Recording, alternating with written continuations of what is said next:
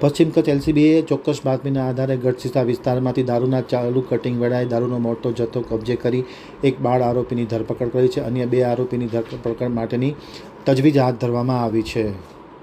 Gadhsisa police station વિસ્તારમાંથી ભારતીય બનાવટના વિદેશી દારૂ સાથે કુલ 23 લાખના મુદ્દામાલ સાથે લોકલ ક્રાઇમ બ્રાન્ચ પશ્ચિમ કચ્છ ભુજવાડાએ દરોડો પાડી અને મુદ્દામાલ કબજે કર્યો હતો અને આરોપીની ધરપકડ કરવાની તજવીજ હાથ ધરવામાં આવી છે. કુલ 12,75,000નો દારૂ, મહિન્દ્રા કંપનીની બોલેરો ગાડી અને હુન્ડાઈ કંપનીની ગાડી એમ કુલ મળીને 23 લાખનો મુદ્દામાલ કબજે કરેલ છે.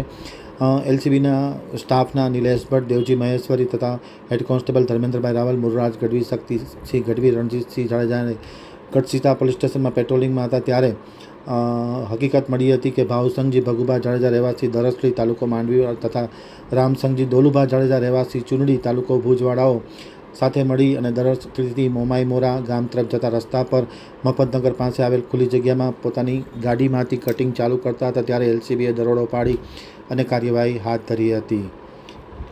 આરોપીમાં બાળ કિશોરની ધરપકડ કરવામાં આવી છે, જ્યારે ભાવસંગજી ભગુભા જાડેજા અને રામસંગજી દોલુભા જાડેજા બંને આરોપીને પકડવાના બાકી હોય તેમની ધરપકડ માટે તજવીજ હાથ ધરી છે.